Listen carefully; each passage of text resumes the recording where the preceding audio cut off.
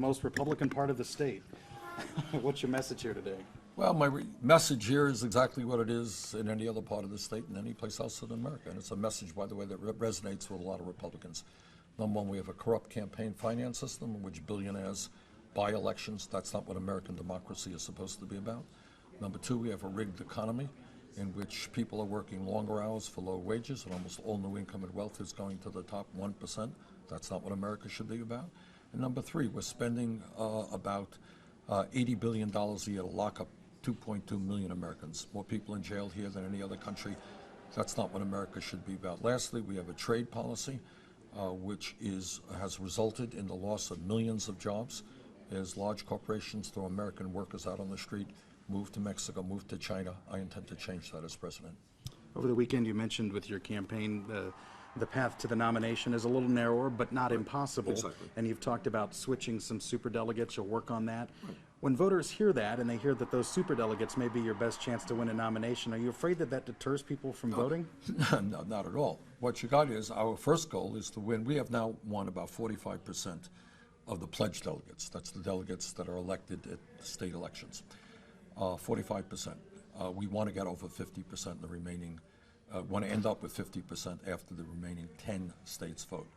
But many of these superdelegates made a decision to go with Hillary Clinton literally before I was in the race.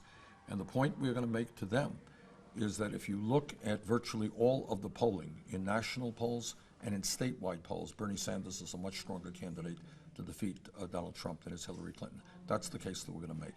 And I think that's an important point to be made. At what point in this campaign process and laying out the strategy for victory, at what point did Indiana start coming up in the conversation? Well, Indiana has always been a big state for us. It has, a good number of delegates. And also, from a symbolic point of view, Indiana is a manufacturing state. It's an agricultural state. It's a state that reflects a lot of what America is about. And I think if we can do well here, it gives us the momentum to go forward in the next 9 states, including California, which of course is the largest state in our country. Indiana passed a Religious Reformation Restoration Act, RFRA. They've been popping up along the country. It's divided a lot of states. It's divided this state. It's put the governor on the hot seat a little bit, so to speak, in his re-election bid. What's your view on the government's role in all of that? I strongly disagree with what Indiana and the governor has done. This is a country which over the last number of decades has made some important strides forward in eliminating discrimination.